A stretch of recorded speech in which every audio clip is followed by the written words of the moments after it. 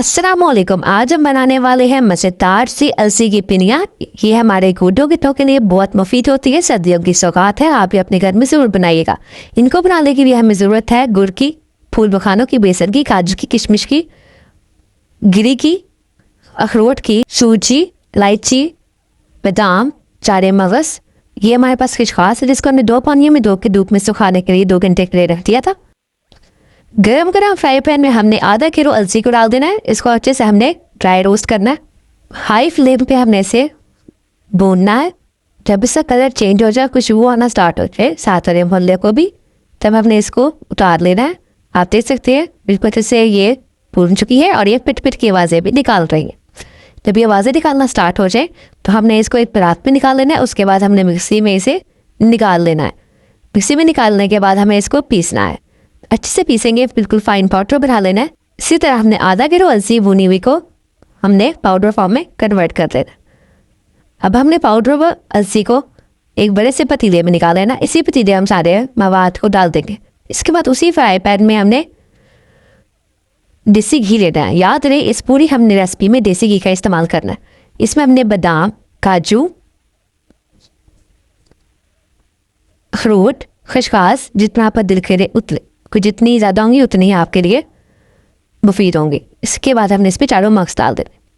इन सब चीज़ों को डाल के हमने 15 से 20 मिनट के लिए अच्छे से भूनना है, जब तक इसकी खुशबू भी साथ वाले मसाले को आना स्टार्ट हो जाए। तब आपने इसको उतार लेना। इसके बाद उसी में हम पैन में दोबारा से देसी घी डालेंगे, तकरीबन 2 से 3 चम्मच के करीब। जब ये अच्छे से मेल्ट हो जाए तो हमने इसमें फूल मखाने डाल देने। फूल मखाने की तादाद भी हमारे पास आधा किलो ही है। इसको हम अच्छे से ड्राई रोस्ट करेंगे जब तक इसका साइज़ हाफ में कन्वर्ट नहीं हो जाता। जब इसे ड्राई रोस्ट करते हैं तो उसका हाफ में साइज़ हो जाएगा, तो हम इसे निकाल लेंगे। याद है आपने इसको जलाना नहीं है, क्योंकि बहुत जल्दी जल भी सकते हैं, इसलिए आपका हाथ कंटिन्यूसली चलता रहना चाहिए। इसको भी हम रात में निकाल लेंगे। इसका भी हमने पाउडर बनाना है। फिर इसको हमने मिक्सी में डाल देना है और इसका भी हमने फाइन सा पाउडर बना लेना है। आधा किलो रोस्टेड हमने इसका पाउडर बना के उसी बड़े पतीले में डाल देना है। जिस पतीले में पहले सारा हमने मवाद डाला हुआ था, बिल्कुल इसी तरह हम डाल दें। आपने भी इसी तरह डालना है। तो आप सारा पाउडर डाल लेंगे तो फिर हमने दोबारा फ्राई पैन लेना है। उस पर हमने दोबारा से देसी घी डाल देना है। इसमें हमने 1 किलो पूरा हमने देसी घी डाल देना है।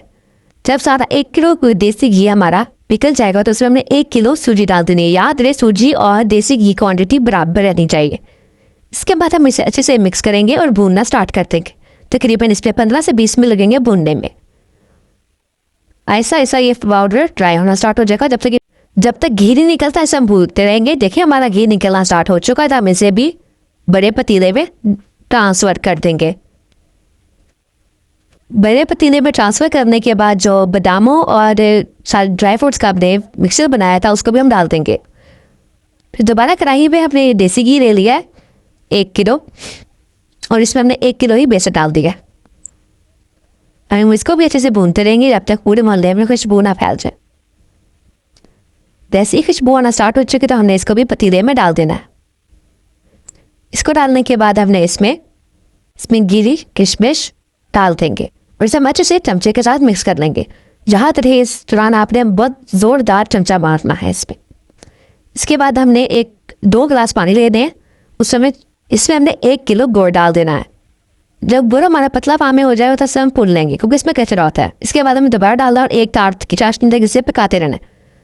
इसी दौरान से हम इलायचियाँ डाल देंगे 40-50। जैसे ही हमारे 1 तार की चाशनी तैयार हो जाएगी तो हमने इसको भी उसी बड़े पतीले में डाल देना जिसमें सारा हमारा मवाद पहले मौजूद था।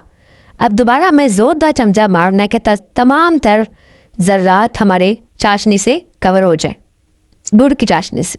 याद रहे, गुड़ की चाशनी से। अब हमें इसको थोड़ी देर ठंडा होने के रख देना है, मगर इतना भी ठंडा होने के वहीं पे ही जम जाए, क्योंकि सर्दियाँ हैं। याद रखिएगा सर्दियाँ। इसको हमने फिर गरम गरम ही बना लेना है पिन्नियों की शेप में गोल गोल। अल्हम्दुलिल्लाह हमारी बर्गर तैयार हो चुकी है। आप भी बनाए, अपने बच्चों को खिलाएं। अल्लाह हाफिज़।